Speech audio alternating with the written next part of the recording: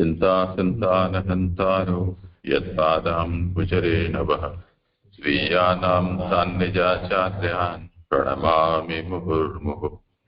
यदनुग्रहतो जन्तुः सर्वदुःखातिगो भवेत् तमहं सर्वदा वन्दे श्रीमद्वल्लभनन्दनम्। अज्ञानतिमिरान्धस्य ज्ञानाञ्जनशलाकया चक्षुरुन्मीलितं येन तस्मै श्रीगुरवे नमः। नमामि हृदये शेषे लीलाक्षीराब्धिशायिनम् लक्ष्मीसहस्रलीलाभिः सेव्यमानं कलानिधिम्। चतुर्भिश्च त्रिभिस्तथा षड्भिर्विराजते योऽसौ पंचधा हृदये मम।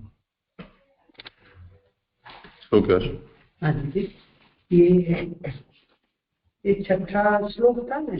हाँ, छठा श्लोक 6वीं लाइन है कि यहाँ कहते हैं कि नष्ट को भी नष्ट कर देते हैं, ये वचन है। तो जैसे लकड़ी आदि को नष्ट करके कर उससे अग्नि को उत्पन्न किया और उस अग्नि को नष्ट कर भस्म की उत्पत्ति, फिर उस भस्म को भी वायु के द्वारा उड़ाकर अथवा जल में विलीन कर, ये नष्ट शब्द है ना, नष्ट कर दिया जाता है। तो ये नष्ट है, वो नष्ट नहीं। तो मेरे को ऐसी समझ आई कि ये जल में पृथ्वी का तो समा गया है, नष्ट नहीं हुआ नहीं, यहाँ भी फिर नष्ट कर दिया राख को। तो राख भी नष्ट नहीं होती है, अदर्शन होता है। ऐसा अपन सुन अपने की है कि नष्ट मानो अदर्शन, देखा तो बंद हो एनु नाम नष्ट। तो ये समझ बरोबर है ना। जो ये नष्ट शब्द आया तो फिर प्रॉब्लम जाएगी। विलीन कर नष्ट कर दिया, तो नष्ट कर दिया तो नष्ट हो गया। तो यहाँ नष्ट तो कुछ होता नहीं है।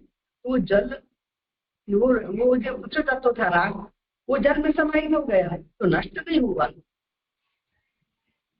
ऐसे बरोबर है। कैसे खुलासा करूँ तो ऐसा है कि नैयायिकों ने जब ये कहा कि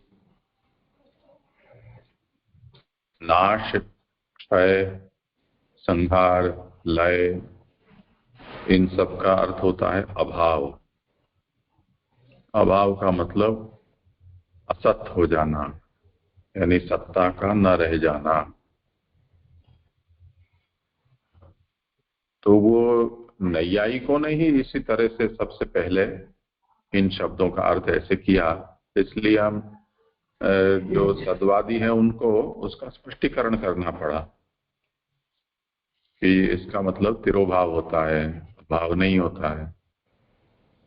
अन्यथा नैयायिक जिस तरह से समझते हैं ऐसी दुनिया में कोई नहीं समझता है, बच्चा भी नहीं समझता है कि किसी वस्तु का नाश हो जाने का मतलब उसकी सत्ता ही न रह जाए। तो उस खुलासा करने की जरूरत ही नहीं है उसका। यहाँ भी जो ये कह रहे हैं कि पुनः पुनर्नाशितस्य नाशनम उत्पादितस्य च उत्पादनम इति, जिनका नाश किया गया उसका फिर से नाश कर रहे हैं, जिसका नाश हुआ है उसको फिर से पैदा कर रहे हैं। तो यहाँ नाश और उत्पत्ति शब्द का इतना सूक्ष्म अर्थ सोचने की आवश्यकता नहीं है, क्योंकि आम आदमी तो यही समझता है जो आविर्भाव तिरुभाव से हम समझाते हैं। नैयायिक नहीं समझते हैं, नैयायिक नहीं समझते। नैयायिक को जवाब है करके नष्ट हो जाता है शब्द यहाँ से। नहीं, ऐसे नहीं। यहाँ तो जो कहा जा रहा है वो चाहे शब्द कुछ भी प्रयोग किए जा रहे हों, उसका तात्पर्य यही समझना है, ये मेरा कहना चाहिए।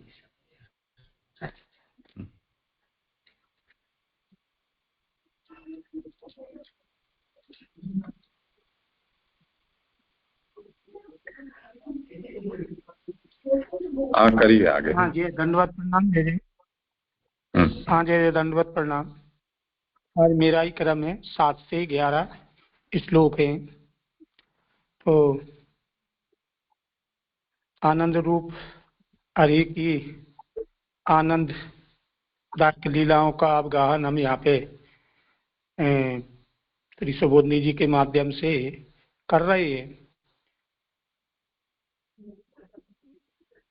द्वादशांगो व पुरुषो, इस सिद्धांत के अनुसार द्वादश अंग वाले व पुरुषोत्तम की ये 10 विध लीला है इस भागवत में।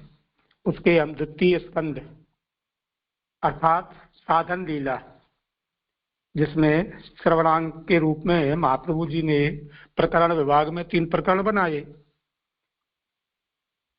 तब वस्तु निर्धार, तत्व ध्यान, हृदय प्रसाद, श्रद्धा और मनन विमर्श। तो पूर्व के 2 अध्याय स्थूल स्वरूप की धारणा, सूक्ष्म स्वरूप की धारणा, इसमें वस्तु का निर्धार हो चुका है।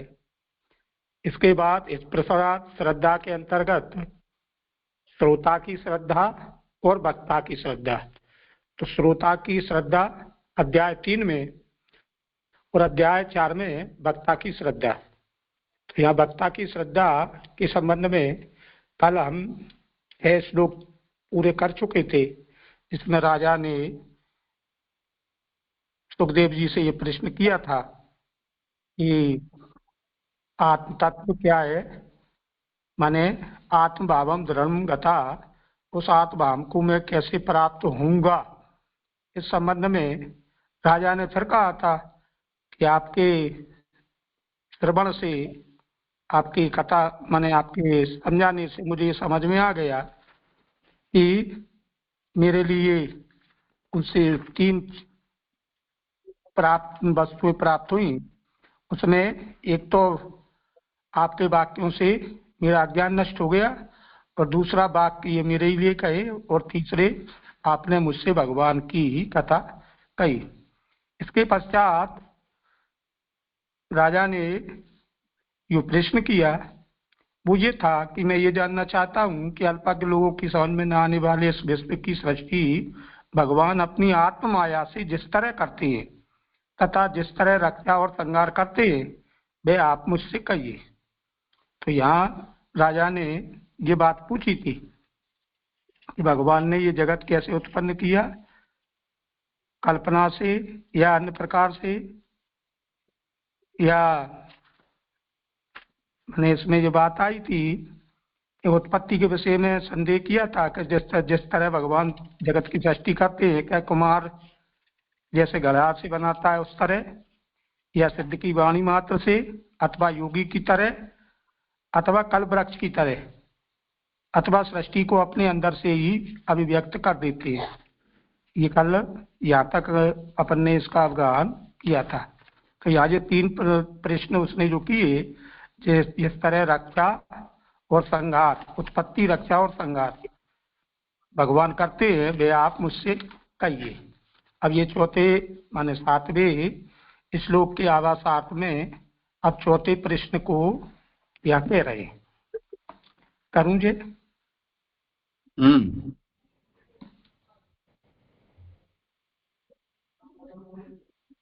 मेरी आवाज आ रही है जी? हाँ आ रही है, थोड़ी कट के आ रही है पर फिर भी आ तो रही है। ठीक है जी।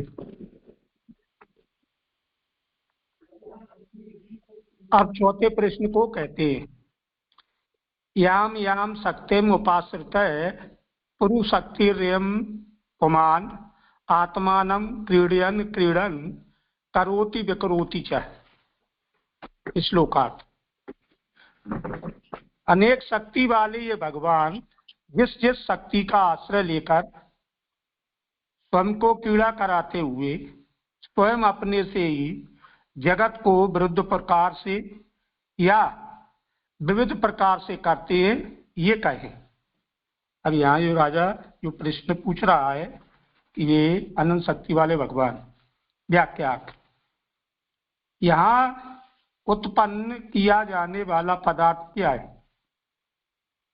क्या केवल आत्मा है या शक्ति सहित आत्मा है? शक्ति सहित आत्मा में भी क्या आत्मा ही उत्पन्न होता है या शक्ति ही उत्पन्न होती है? इस संदेह में उन पक्षों में भी काल भेद से अथवा कृति भेद से जो व्यवस्थाएं हैं, उनमें एक कृति में जिस शक्ति को लेकर, फिर द्वितीय कृति में जिस शक्ति को लेकर, इस तरह पांचों ही में जिस शक्ति का आश्रय लेते हो वह मैं जानना चाहता। यहाँ राजा प्रश्न कर रहा है कि भगवान इस जगत की जो रचना करते हैं तो किस शक्ति को लेकर, माने जिस जिस शक्ति को का आश्रय लेकर वे क्रिया करते हैं उसके संबंध में।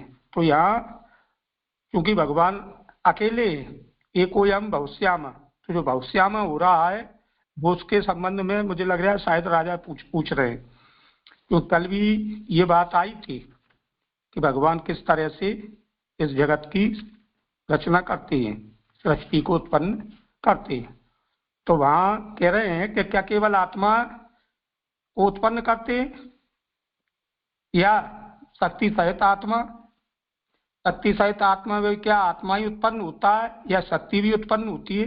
मानो भगवान जो जगत को उत्पन्न कर रहे हैं तो उसमें क्या आत्मा को उत्पन्न कर रहे हैं, माने विभिन्न आत्माओं को उत्पन्न कर रहे हैं? मैं समझ पा रहा हूँ शायद आत्मा से संबंध माने जीवों से है। तो शक्ति सहित आत्मा में क्या आत्मा उत्पन्न होता है या शक्ति उत्पन्न होती है? इस संदेह में उन पक्षों में भी काल भेद से अथवा कृति भेद से जो व्यवस्था है, माने काल के भेद से और कृति के भेद से जो व्यवस्था है, उनमें एक कृति में जिस शक्ति को लेकर, फिर द्वितीय कृति में जिस शक्ति को लेकर, इस तरह पांचों ही में जिस शक्ति का आश्रय लेते हूँ वह मैं जानना चाहता हूँ। तो ये राजा का प्रश्न है। जैसे ये यहाँ से लेकर ये तीनों लाइन मेरी समझ में नहीं आई। एक कृति में जिस शक्ति को लेकर, फिर द्वितीय कृति में जिस शक्ति को लेकर, इस तरह पांचों ही में जिस शक्ति का आश्रय लेते हूँ वह मैं जानना चाहता हूँ। और उन पांचों ही में अवान्तर भेद भी हैं, क्योंकि भगवान अनंत शक्ति वाले, इसलिए उनमें अवान्तर भेद भी है। लेकिन भेद क्या है जो मेरे भी समझ में नहीं आई। और काल भेद भी बहुत है, और काल आदि के नियंता ये भगवान है। तो काल भेद भी है और काल के नियंता तो भगवान है ही, क्योंकि भगवान की आज्ञा से ही काल कार्य करता है। ये भगवान स्वयं को ही विश्वरूप में कर देते हैं, विरुद्ध भी कर देते हैं, नहीं भी करते हैं और अनेक प्रकार से भी करते हैं। अथवा आत्मा को ही क्रीड़ा कराने के लिए अन्य ही कुछ कर देते हैं, अथवा क्रीड़ा करते हुए अपने ही को विश्वरूप में कर देते हैं। चाहे अन्य अनेक पक्ष भी स्वयं विचार लेने चाहिए। ये प्रश्न राजा ने सुखदेव जी से किए। तो इन प्रश्नों में जैसे मेरे ही समझ में नहीं आ रही माने क्या क्या रहे, क्योंकि ये चीजें इन चीजों से हम तो जीवन भर लगे ही रहे और आपकी कृपा से अब इसमें प्रवेश हुआ है। तो यहाँ पे यहाँ जो बैठे हैं वो सभी विद्वान है, और आपको तो माने जीवन में पहली बार ही ऐसे बालक से सामना हुआ है। तो मेरी तो सुट्टी पट्टी वैसे ही गुम है, और मैं अपने आप को इसमें सुबोधनी के अफगान में माने कहीं भी नहीं पाता हूँ। माने केवल मैं तो ये समझता हूँ मैं तो श्रवण का ही अधिकारी हूँ कि नहीं हूँ, और चूंकि आप की कृपा से इसमें हुआ हूँ तो फिर जैसे भी है जे मैं इसमें नहीं समझ पाया। आगे के श्लोक में जो 5 प्रश्न खड़े किए थे ना, उसके संबंध में ये आज्ञा कर रहे हैं।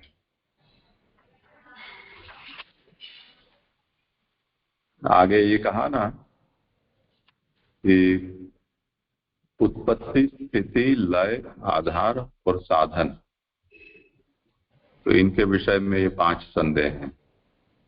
तो ये पांचों संदेहों के विषय में ये 7वें श्लोक में जो बात कही गई है उसको उसके साथ गूंथ कर और प्रश्न का पुलिंदा यहाँ राजा ने बना दिया है। तो पहले में क्या कहा कि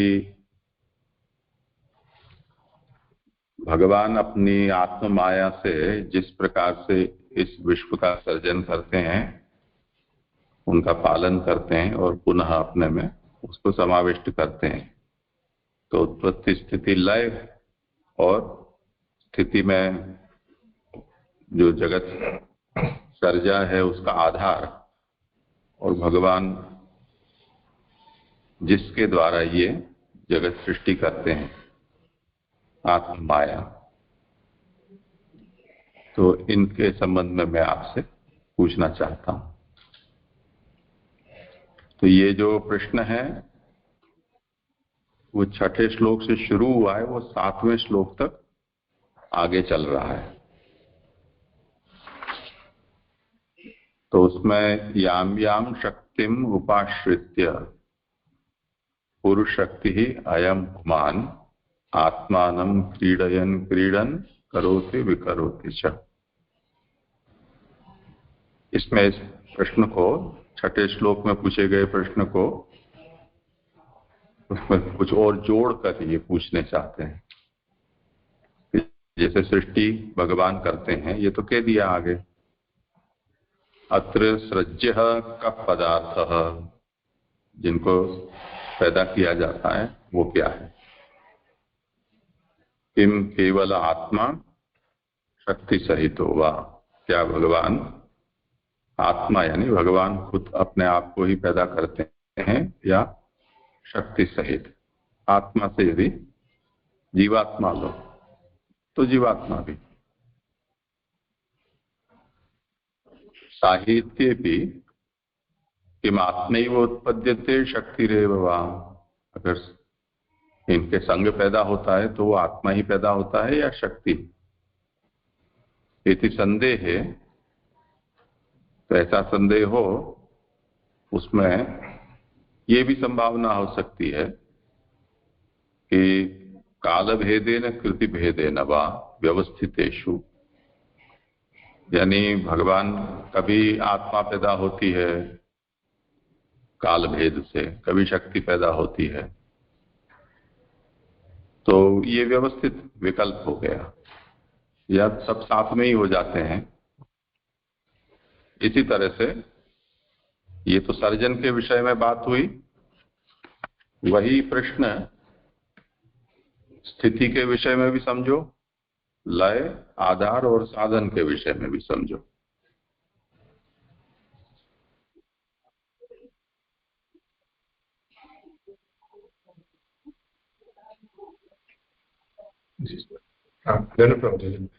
शक्ति से क्या लेना चाहिए? आत्मा तो समझ में आया, शक्ति से क्या लेना?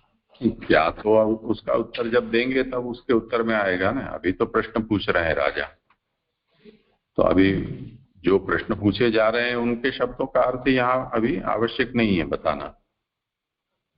इसका तो उत्तर देंगे सुखदेव, तब देखेंगे कि क्या तात्पर्य है उसका।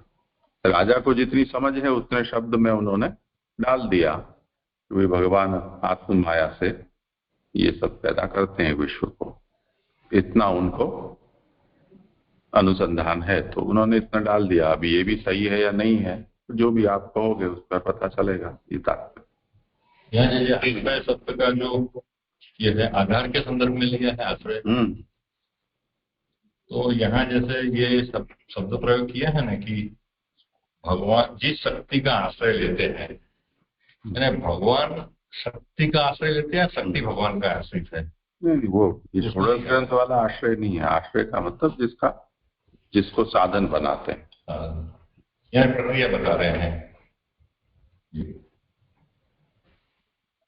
जी प्रणाम जी। जी यहाँ पे ये जो बात आई कि भाई और पांचों में ही अवान्तर भेद भी है, क्योंकि भगवान अनंत शक्ति वाले हैं और काल भेद भी बहुत है और काल आदि के नियंता ये भगवान है। तो ये जो लाइन है ना वो स्पष्ट नहीं हो रही जैसे, तो अवान्तर भेद यानी आपने जो बताया वो पांचों में ये लेना है वो। अच्छा, तो वो उसमें क्यों भगवान पांचों में तो है ही, उसकी बात नहीं है। उसके बाद शक्ति सहित या अकेले, ये सब अवान्तर भेद हैं। और दूसरा काल का भेद, कभी ऐसा करते हैं कभी वैसा करते हैं, कहीं ऐसा करते हैं कहीं वैसा नहीं करते हैं, ऐसे। अच्छा, यानी काल भेद से वो कोई काल में अलग से करते हैं या दूसरे कोई काल में अलग से, इस तरीके से लेना। जी ठीक है जी। यानी काल के जो भागवत जी में बताए, कोई कल्प में या तो कोई मनवंतर में ऐसे करते हैं, इससे, है ना? जी जी जी जी, दंडवत प्रणाम। जी जी, यहाँ पे ये कहा कि इस संदेह में इन पक्षों में भी काल भेद से अथवा कृति भेद से जो व्यवस्थाएं हैं, उनमें एक कृति में जीत शक्ति को लेकर, फिर द्वितीय कृति में जीत शक्ति को लेकर।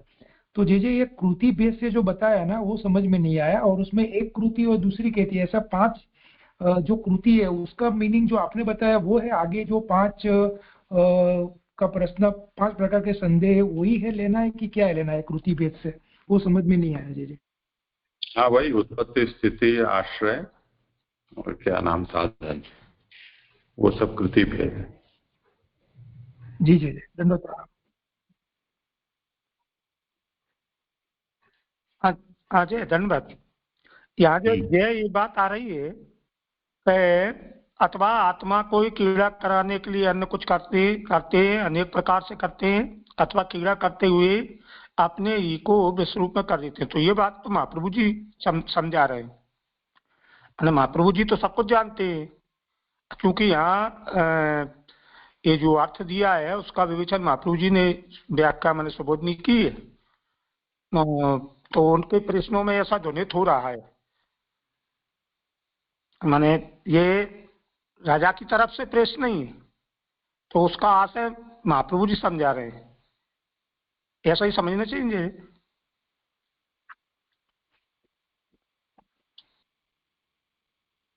भागवत गूढ़ार्थ प्रकाशन परायण इसी अभिप्राय से कहा जाता है। कुछ बातें शब्दशः बोली जाती हैं, कुछ बातें नहीं बोली होने पर भी ध्वनित होती हैं। तो आत्मानं क्रीडयन और पुरुषक्तिरयम पुमान शक्तिमुपाश्रित्य, ये सब शब्द के निगूढ़ आशय यहाँ प्रकट कर रहे हैं ना। याम याम शक्तिम, तो कई शक्तियों की वहां बात राजा स्वयं ही पूछ रहे हैं। तो राजा कोई इतना कूपमंडूक जैसा नहीं है कि उनको बहुत ही अल्प ज्ञान हो। सुखदेव जैसे वक्ता प्राप्त हुए हैं तो बहुत ज्यादा स्पष्टता से सभी बातों को पूछना आवश्यक नहीं है, क्योंकि वो साक्षात भगवत रूप है, तो राजा के मन को समझ सकते हैं। तो केवल वाचा देने के लिए उन्होंने इन शब्दों का प्रयोग किया है। आगे उसका जब उत्तर, क्योंकि हमें नहीं पता है क्या उत्तर देने वाले हैं, इसलिए इन शब्दों में इतने प्रश्न हमको नहीं दिखलाई देते हैं। पर अब जब उसके उत्तर सुखदेव जी के द्वारा आगे दिए जाएंगे 12 स्कंद पर्यंत, तब हमको ये पता चलेगा कि ये प्रश्न इतने 2 श्लोकों में राजा ने पूछ लिए हैं, अन्यथा सुखदेव उसका उत्तर भी न देते, पूछे न होते। तो प्रश्न के भीतर का ये निगूढ़ आशय है जो महाप्रभु प्रकट कर रहे हैं। अगर हमको भी उत्तर का अनुसंधान हो जाए तो हम भी इन्हीं में से इन प्रश्नों को निकाल सकते जो सुबोधनी में आचार्य चरण प्रकट कर रहे हैं।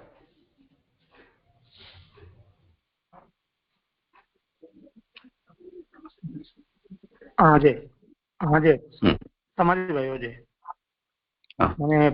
मैंने सुखदेव जी जो बराजे हुए हैं वो प्रयास की मैंने भगवान संरूप हैं और राजा की बात को वो समझ गए, माने अधिकार, माने राजा ने जो प्रश्न किया है यूं समझ के। अब आगे आवासात, अनेक संदेह होने पर तो गुरु से प्रश्न ही नहीं करना चाहिए, क्योंकि यह तो अतिवाद हो जाता है। अतिवाद तो उपेक्षा का विषय है। अतिवादांत तक्षेत, अतः भगवत विषयक प्रश्न को छोड़कर तुम्हारा प्रष्टव्य वो अन्न हो गया, इस आशंका पर कहते हैं। क्योंकि जहाँ बहुत सारे प्रश्न आ गए तो बहुत सारे प्रश्न एक साथ गुरु से नहीं पूछना चाहिए, क्रम क्रम से एक एक प्रश्न करके पूछना चाहिए। तो उस पर अब ये 8वां और 9वां श्लोक आ रहा है। नूनम भगवतो ब्रह्मन् हरेरद भूत कर्मणः दुर्विभाव्यम इवावाति कविभिश्चापि चेष्टितम् तथा गुणास्तु प्रकृते युगपत् क्रमशोऽपि वा विभर्ति भूरिस्त्वेका कुर्वन् कर्माणि जन्मभि। हे ब्रह्मन, अद्भुत कर्मा भगवान की यह चेष्टा विद्वानों के भी समझ में नहीं आ सकती। प्रकृति के गुणों को भगवान एक साथ ही या क्रमशः ग्रहण करते हैं और अकेले ही भगवान को इन कर्मों के करने में अनेक जन्म ग्रहण करने पड़ते होंगे। अपने राजा कह रहे हैं, हे ब्राह्मण, माने अद्भुत कर्मा भगवान की चेष्टा तो विद्वानों के भी समझ में नहीं आ सकती। तो यहाँ व्याख्या में मैंने कुछ अधिक प्रश्न कर लिए, परंतु आपको फिर भी क्षोभ नहीं होगा, इसको बताने के लिए ब्राह्मण यह संबोधन दिया। भगवता और हरि ये पद दुखा भाव और सुख की सिद्धि के लिए दिए। ऐसे तो सामान्य रूप से ही भगवान के चरित्र दुर्बोध हैं, उन्हें भगवान किन गुणों से करते हैं। मैंने कुछ अधिक ही प्रश्न कर लिए, इसलिए यहाँ पे जो ब्राह्मण शब्द आया है उससे बता रहे हैं कि आप ब्राह्मण हैं, मैंने भगवान के समय भगवता और हरि ये पद दुखा भाव और सुख की, माने हरि पद और भगवत पद, तो इससे दुखा भाव और सुख की सिद्धि के लिए दिए। ऐसे तो सामान्य रूप से भगवान चरित्रबोध है, माने भगवान के जो चरित्र है उनका सहज में बोध नहीं हो पाता, दुर्बोध है। उन्हें भगवान किन गुणों से करते हैं, उसमें अभी हरि के भगवान हरि हैं, अतः वे दुख निवारण के लिए ही चरित्र करते हैं। तो यहाँ भगवान के जो चरित्र है वो बहुत ही दुर्बोध है, उन्हें भगवान किन गुणों से करते हैं, ये प्रश्न राजा का है। उसमें अभी हरि के भगवान हरि है, तो यहाँ हरि के भगवान हरि है, ये समझ में नहीं आई है। हरि के भी हरि है, माने अन्य जो गुणाकार उनसे शायद लिया हो, मैं ऐसा समझ पा रहा हूँ। ब्रह्मा आदि के भी भगवान दुखों को हरण करने वाले, अतः दुख निवारण के लिए ही चरित्र करते हैं। भक्तों के दुख निवारण के लिए भी ये बात वो है। उसमें अभी अनंत लोगों के दुख भी अनंत है। वे दुखे हरि किस प्रकार से और क्या करने से दूर करते होंगे, माने अनंत लोगों के दुखों को एक साथ दूर करना, वे दुख को भगवान किस प्रकार से दूर करते होंगे, ये समझ में नहीं आता है। ये राजा का फिर प्रश्न हुआ। उसमें अभी फिर भगवान के कर्म अद्भुत है कि भगवान अद्भुत कर्म करने वाले, विद्वान पुरुष भी अपनी बुद्धि से ही विचार करेंगे, लेकिन भगवान तो बुद्धि से परे, तो उनके कर्म अद्भुत है, माने उस पर कोई नियम कायदा कानून लागू नहीं होता, करते कुछ है और होता कुछ और है। ये बात भी समझ में नहीं आई कि ठाकुर जी तो जो भी करते हैं वो विचार के ही करते हैं, लेकिन जो राजा के प्रश्न में हो सकता है कि भाई जो चीज समझ में नहीं आए तो फिर उसमें अनुमान लगाते हैं कि ठाकुर जी कुछ करना चाह रहे थे और वो कुछ के, ऐसा तो हो नहीं सकता। इसलिए निपुण लोग भी जो अनेक प्रकार की कल्पना करते हैं उनकी भी समझ में नहीं आता है। माने जो विद्वान लोग हैं वो माने भगवत लीला को समझने में, या जो निपुण हैं भगवत चरित्रों को समझने में, तो वो भी नहीं समझ पाते। समझ के बाहर होने से प्रश्न भी कोई क्या करे, जब समझ में नहीं आ रही है तो प्रश्न भी क्या करे। और यह भी समझ में नहीं आता कि भगवान किस साधन से इसे करते हैं। यदि गुणों से करते हैं तो उन गुणों को क्या क्रमशः ग्रहण करते हैं, या एक ही साथ ग्रहण करते हैं। उनके चलो भगवान गुणों से ये कार्य करते हों तो उनमें भी वो कर्म से करते हैं या एक साथ करते हैं। सब एक ही साथ उत्पन्न तो हो नहीं सकते और न सब एक ही साथ लय को प्राप्त हो सकते। तो यह भी ये कह रहे हैं कि एक साथ सभी को उत्पन्न करते हो और एक साथ सभी को ले कर सकते हो, प्राप्त तो हो नहीं जाएंगे। एक साथ उत्पन्न हो एक साथ ले तो पर जगत ही नहीं चल पाएगा। या प्रकृति के बहुत से गुणों का ग्रहण करते हैं, और प्रकृति के जैसे सत्व रजस तम आदि जो गुण हैं तो उनके बहुत गुणों का ग्रहण करते हैं। अर्थात प्रकृति के गुणों को बहुत प्रकार के बनाकर बहुतों को एक राशि रूप प्रकार से ग्रहण करते हैं। प्रकृति के जो गुण हैं उनको बहुत प्रकार के बना के अथवा बहुतों को एक राशि रूप में मन इकट्ठे करके ग्रहण करते हैं, अथवा स्वयं एक होते हुए भी अनेक होकर एक साथ आदि प्रकार से ग्रहण करते हैं। आदि प्रकार यानी स्वयं एक होते हुए भी अनेक होकर, माने एक से अनेक होकर एक साथ आदि प्रकार से ग्रहण करते हैं। ये आदि प्रकार से समझ में नहीं आया। कर्मों को जन्मों से करते हुए अनेक जन्म लेकर कर्मों को करने के प्रकार से करते हैं, अर्थात कर्मों के अधीन होकर कर्म करते हैं क्या। मैंने ये फिर प्रश्न किया कि कर्मों को जन्मों से करते हुए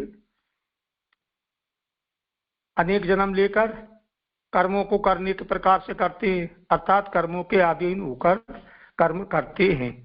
इसमें भी बहुत से प्रश्न आए। ये 8 और 9 का यहाँ पे पूरा हो गया।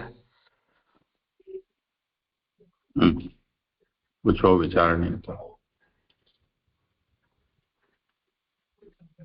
जी जी जी। ये हरि के जो उन्होंने पूछा ना प्रश्न, वो मुझे भी नहीं समझ में आया। उसमें भी हरि के भगवान हरि है, तो ये ऐसे ही लेना है या इसको? नहीं, वो हरे है इस शब्द का मूल के शब्द को यहाँ अवतरित करके उसका अर्थ बता रहे हैं। हरे है नहीं हरि के, फिर उसका अर्थ बताए। जी जी जी। तो वो उसको ब्रैकेट में डाल दे, हरि हरि के ऐसे इसको, क्योंकि ये थोड़ा कंफ्यूजन हो रहा है फिर। जी जी। और जी जी यहाँ पे, हाँ सॉरी, पूछ लूँ मैं? हाँ पूछ लो जी। यहाँ पे जी जी ये जो बात आई कि लास्ट में कि अर्थात प्रकृति के गुणों को बहुत प्रकार के बनाकर बहुतों को एक राशि रूप प्रकार से ग्रहण करत है। तो ये एक राशि रूप प्रकार से वो समझ में नहीं आ रहा है कुछ। प्रकृति के गुणों को बहुत प्रकार के बनाकर, गुणों तो ऐसे 3 होते हैं, उसमें जो आप मिक्सिंग करके बहुत प्रकार के बनाकर, लेकिन बहुतों को एक राशि रूप प्रकार से ग्रहण कर, वो नहीं समझ में आ रहा है।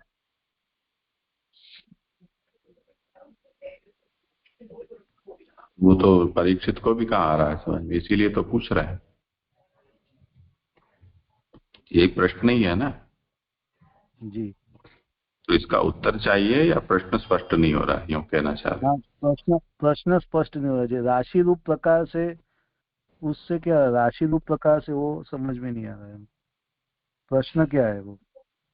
हाँ हाँ, किसी को करना हो समाधान तो।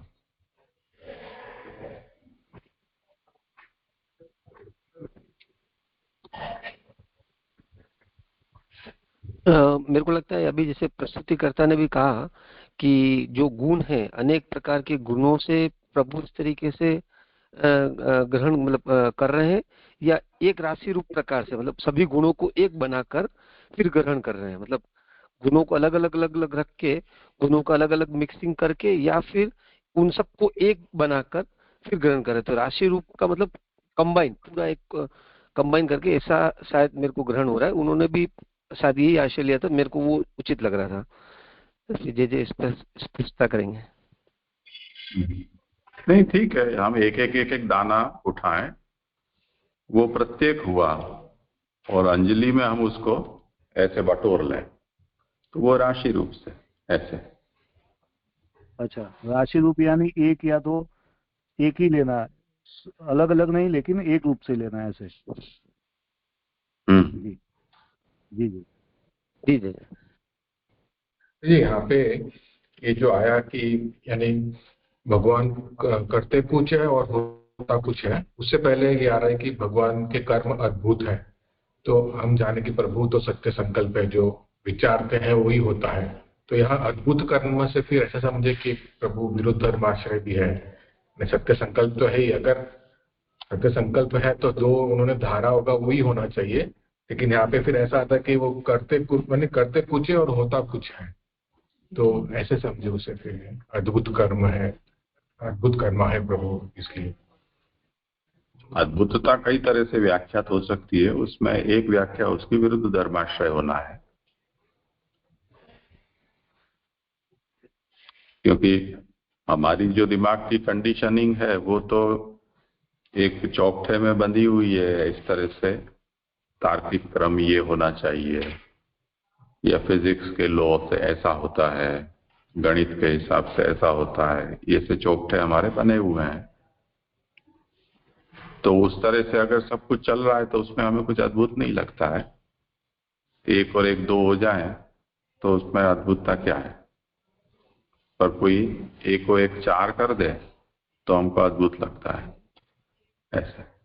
तो उसी को कह रहे हैं कि अन्यत करोति अन्यत संपत्ति थे। जी जी स्पष्ट हो।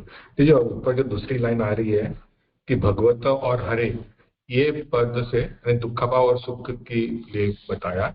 हरि तो जानते हैं कि ये दुख के हटता है, ये भगवत पहली बार जो आया, तो उससे फिर दुख का अभाव और सुख की प्राप्ति कैसे, ये समझता था।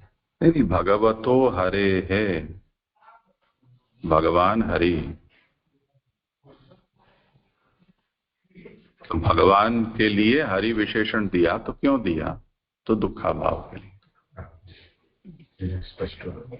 ये अंतिम दो पंक्ति में जो है, कर्मों को जन्मों से करते हुए अनेक जन्म लेकर कर्मों को करने के प्रकार से करते हैं, अर्थात कर्मों के अधीन होकर कर्म करते हैं क्या। तो ये अर्थात वाला जो अर्थात का सब मतलब ये होना चाहिए कि आगे जो पंक्ति जो आई उसको समझा रहे हैं, तो ये दोनों का मेल नहीं खा रहा है। अंतिम दो पंक्ति में समझ में नहीं आ रहा है प्रश्न क्या है। अंत में ये कहा ना कि बिभर्ति भूरिशस्त्वेक कुर्वन् कर्माणि जन्म भी, तो अनेकों जन्म में कर्मों को करते हुए। तो कर्म तो मनुष्य किसी बंधन से ही करता है ना। अब भगवान ऐसा भी करते हैं कि कुछ कर्म है वो जन्मों तक करते रहते हैं। कई बार भगवान अनेक जन्मों में अनेक कर्मों को संपन्न करते हैं। तो प्रश्न ये है कि कर्माधीन तया करोति इत्यर्थ। प्रश्न का अभिप्राय ये है कि भगवान को ऐसा कौन सा कर्म का बंधन है कि जिसको लेकर और भगवान ये सब करते हैं। जी, ये एक खाली शंका थी। ये जो आभासात है ना, वो आभासात में ये जो वो स्पष्ट नहीं हो रहा है मुझे कि अनेक संदेह होने पर तो गुरु से प्रश्न नहीं करना चाहिए, क्योंकि यह तो अतिवाद हो जाता है, और अतिवाद तो उपेक्षा का विषय है। अतिवादन अतः भगवद विषयक प्रश्न को छोड़कर तुम्हारा प्रस्तव्य तो अन्य हो गया। तो ये लास्ट लाइन है कि भगवद विषयक प्रश्न को छोड़कर तुम्हारा प्रस्तव्य, ये प्रस्तव्य यानी क्या, वो तो अन्य हो गया, इस आशंका पर कहते हैं। तो ये थोड़ा स्पष्ट नहीं हो रहा है जी।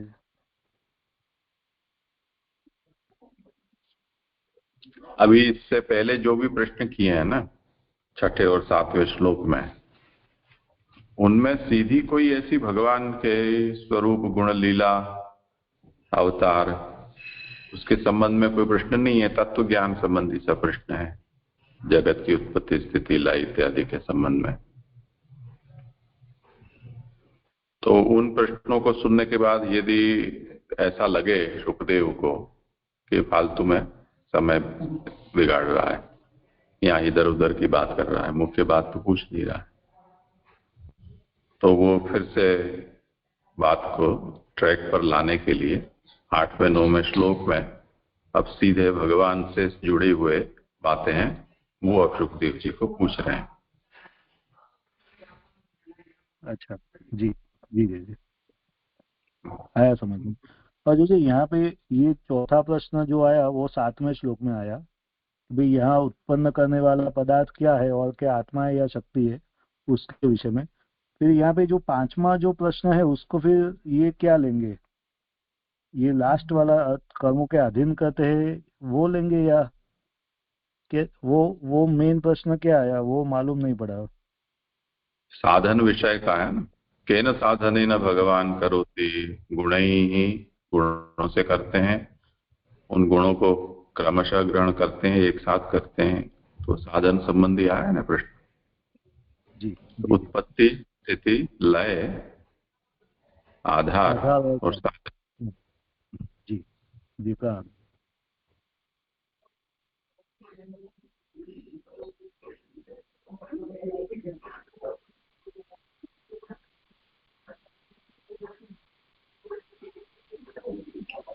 करें आगे।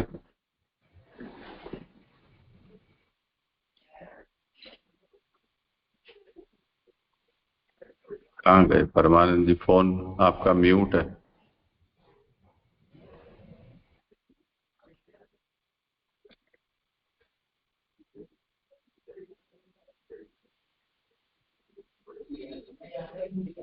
हाँ जी, धन्यवाद। वो कट गया था जे, इसलिए पुनः जुड़ा था मैं। हाँ करें। अब ये 10वें श्लोक का आवासार्थ आ रहा है कि इस तरह 5 प्रश्नों का निरूपण करके अब उत्कट इच्छा से प्रश्नों का उपसंहार करता है। विचि कितसितम एतन में ब्रवीतु भगवान यथा शाब्दे ब्रहणी निष्णाता परस्मिश्च भवान खलु। श्लोकार्थ, मेरे ये संदेह जिस प्रकार दूर हो उस तरह से कहिए। आप शब्द ब्रह्म वेद के तथा पर ब्रह्म के पूर्ण रूप से ज्ञाता है। श्री सुबोधनी जी, जिसे मैं सुनना जानना चाहता हूं उसे जिस तरह जान सकूं उस तरह आप मुझे कहिए। उस तरह कहने में आपको सामर्थ्य भी है, क्योंकि वेद के तथा परब्रह्म के विषय के जो जो साधन है उनके आप पूर्ण जानकार हैं, यह प्रसिद्ध है। यह खलु पद से बताया। अब यहाँ पे राजा जो कह रहे हैं कि मैं जिसे जानना चाहता हूँ उसे अच्छी तरह से जान सकूं और जिस तरह से जान सकूं उस प्रकार से आप मुझे कहिए, क्योंकि आप सामर्थ्यवान हैं, क्योंकि आप वेद के भी और परम के विषय में जो जो साधन हैं जानने के उनके आप पूर्ण जानकार हैं, ये प्रसिद्ध है। या जी ये 10वां हो गया। करो आगे। हाँ, आवासार सुखदेव जी ने भी ससाधन उत्तर दिया, ऐसे कहते हैं। सूतवाच, इत्युपा मंत्रितो राज्ञा गुणानुकथने हरे ऋषिकेशम अनुस्मृत्य प्रतिभक्तुम प्रचक्रमे। श्लोकार्थ, सूत जी ने कहा, राजा ने इस तरह भगवान के गुणों को कहने का प्रश्न किया, तब श्री सुखदेव जी ने बुद्धि प्रेरक भगवान के गुणों का स्मरण करके उत्तर देना आरंभ किया। सुबोधनी जी, उपामंत्रण का अर्थ है प्रार्थना। इत्युपामंत्रितो राज्ञा, जो उपामंत्रण का अर्थ है प्रार्थना। श्री सुखदेव जी जानते हैं कि इस संदेह का निवारण करने वाले भगवान ने अतः बुद्धि प्रेरक उन्हीं भगवान का स्मरण करके प्रत्युत्तर देना प्रारंभ किया। सुखदेव जी ये बात जानते हैं कि इन संदेह का निवारण भगवान ही कर सकते हैं।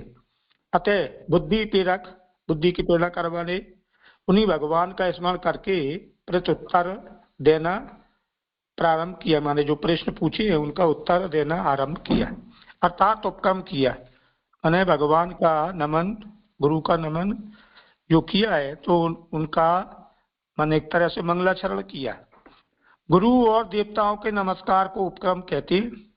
भगवान के गुणों को कहने की प्रार्थना की थी, इससे ये सिद्ध होता है कि बिना प्रार्थना के भगवान के गुण नहीं कहने चाहिए। ये भक्ति मार्ग का सिद्धांत है। क्योंकि राजा ने भगवान के गुणों को कहने की प्रार्थना की है, इससे ये सिद्ध होता है कि भगवान विषयक भगवान के गुण आदि के बारे में बगैर पूछने पर नहीं कहना चाहिए। ये भक्ति मार्ग का सिद्धांत है। इसलिए अब देवता और गुरु को नमस्कार करते हैं, माने राजा के प्रश्नों का उत्तर देने के लिए अपने देव यानी भगवान और उनके जो गुरु हैं उनको नमस्कार करते हैं। स्कंद के प्रारंभ में नमस्कार इसलिए नहीं किया कि वहां भगवान के गुणों को कहने का उसने प्रश्न नहीं किया था। यानी यहाँ से ये द्वितीय स्कंद प्रारंभ हुआ था, तो वहां स्कंद के प्रारंभ में राजा ने ये प्रश्न प्रश्न ही नहीं किया था, क्योंकि वहां तो जो पहले प्रश्न जो किए थे तो उन प्रश्नों के उत्तर में ही माने उनका ही उत्तर देते चले गए। माने जो बात चल रही थी उसके अनुसार ही चर्चा चलती रही। यहाँ पे ये 11वां पूरा हुआ।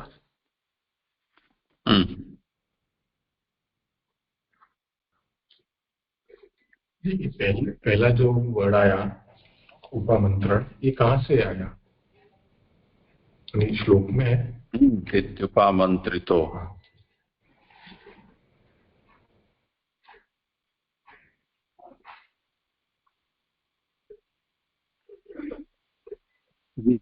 जैसे यहाँ पे ये जो बात है कि भगवान के गुणों के कहने की प्रार्थना की थी, तो जैसे महात्म्य ज्ञान है, गुण और महात्म्य ज्ञान में फिर फर्क है, क्योंकि लीला तो अलग बात है, लेकिन यहाँ पे गुणों को कहने की बात कर रहे हैं, तो बिना प्रार्थना के भगवान के गुण नहीं कहने चाहिए। यह भक्ति मार्ग का सिद्धांत है। तो हम नॉर्मली तो लीला या तो जो अंतरंग जो बातें हैं उसको ले रहे हैं, गुण जो भगवान के हैं तो वो तो कथा के रूप में होते हैं, तो वो तो कह सकते हैं। तो फिर ये दोनों में कैसे फर्क आ रहा है वो समझना था। हाँ, करे समाधान। हाँ, इसका मैं ये समझ रहे हम कि भगवान के गुण बगैर पूछे नहीं कहना चाहिए, क्योंकि अपने यहाँ श्रद्धा की बात चल रही है। तो श्रद्धा, श्रोता की श्रद्धा जितनी होगी, वक्ता को ये ध्यान में रखना पड़ता है श्रोता क्या पूछ रहा है, किस आशय से पूछ रहा है। तो इसलिए जब तक श्रोता की श्रद्धा या जिज्ञासा ज्ञात ना हो तो भगवान के गुण बिना पूछे नहीं कहना चाहिए। मेरा आशय मन इतना है। यहाँ गुण भगवान की लीला या गुण या सामान्य गुण जो भी हो, लेकिन उसमें श्रोता की श्रद्धा देखना आवश्यक है। इसलिए शायद ये बात आई हो कि बिना प्रार्थना के भगवान के गुण नहीं कहने चाहिए, अर्थात बिना किसी के पूछने पर ही सत्संग आदि या ये माने श्रोता और वक्ता, क्योंकि ये वक्ता का प्रसंग चल रहा है, तो वैसे कह रहे हैं भाई भाव उन्होंने नहीं पूछे, तो भाव उन्होंने नहीं पूछे तो वो उत्तर देते चले गए। क्योंकि यहाँ जो अपना द्वितीय स्कंद जो प्रारंभ हुआ था, तो वहाँ जो पिछली जो बात चल रही थी वहीं से ये बात चली है। यहाँ जो पहले श्लोक में जो बात आई है,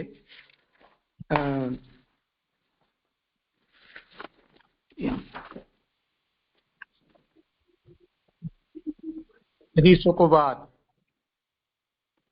बरीयान ऐसा ते प्रश्न कृतो लोक हितो यथा आत्म वित्त सम्मता पुंसाम श्रोतव्यादिसूया परः। सुखदेव जी का राजा, तुमने जो मनुष्य का हित करने वाला प्रश्न पूछा है आत्मज्ञानियों के लिए हितकारी है। तो यहाँ बात क्या आ रही है कि मैंने जो नमस्कार किया है, मैंने गुणों को पूछने के बाद गुण नहीं कहने चाहिए, और वहाँ जो देवता और गुरु को नमस्कार करने की बात आई वो भी आई है, और वहाँ जो पूर्व से जो प्रश्न चल रहा था तो उसका ही उत्तर दिया। तो यहाँ भगवान के गुण की बात आ रही है, भगवान से संबंधित है, भगवान की लीला के संबंधित जो पूछ रहे हैं उसकी बात चल रही है। मैं ऐसा समझ पा रही हूँ।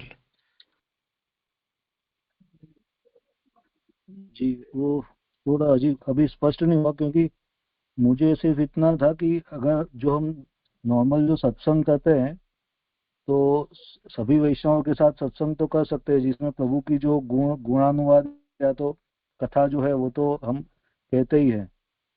नॉर्मल ऐसा है कि भाई हम जो अंतरंग या तो जो लीला की जो बात है वो सभी के सामने या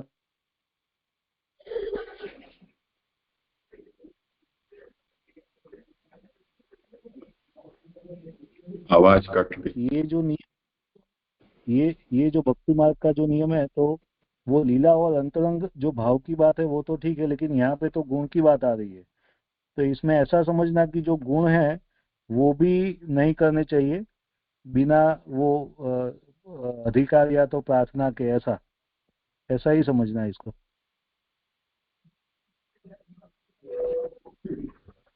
ऐसा है कि सुखदेव और परीक्षित मिले और परीक्षित ने जो सबसे पहले प्रश्न किए वो तो मरणासन्न को क्या करना चाहिए और सर्वसामान्य को क्या करना चाहिए, ऐसे प्रश्न किए थे। तो वो तो अति साधारण प्रकार के प्रश्न थे, उसमें इतना कोई मंगलाचरण करना और उसकी कोई आवश्यकता सुखदेव को नहीं लगी, क्योंकि वो कोई अंतरंग प्रकार के प्रश्न नहीं थे। जैसे अपने पुष्टि मार्ग में ज्यादातर लोग एक दूसरे से मिलते हैं तो आचार संबंधी या सूतक पिंडों संबंधी या दूध गरण सकड़ी के संबंध में ऐसे सभी बहुत ही प्राथमिक कक्षा के प्रश्न पूछते हैं। तो अब उसमें कोई इतना लंबा चौड़ा मंगलाचरण करके और वक्ता उसका उत्तर दे, उसकी कोई आवश्यकता है नहीं। यहाँ पर यदि ऐसी भगवत लीला गुणादि के संबंध में कुछ प्रश्न हो तब फिर उसकी भूमिका बनानी चाहिए। वही बात यहाँ भी कर रहे हैं कि अब क्योंकि राजा ट्रैक पर आया है तो अब विधि पूर्वक उसका दिया जाएगा। और हम लोग जो सब मिल बैठकर करते हैं, जैसे मंगलाचरण करके ही हम कुछ भी कार्य शुरू करते हैं, तो जो इकट्ठे हुए हैं वो इस विचार से ही हुए हैं कि हमें ये कार्य करना है। आकस्मिक कोई आके मिलने आ गया अपने पास तो हमको पता नहीं है वो किस लिए आया,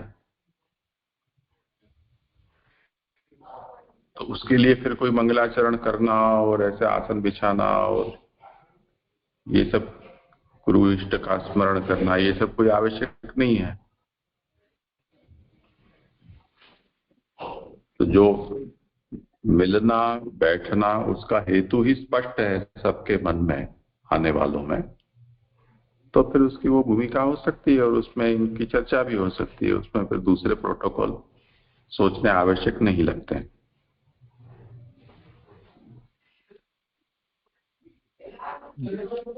जी आया समझ में।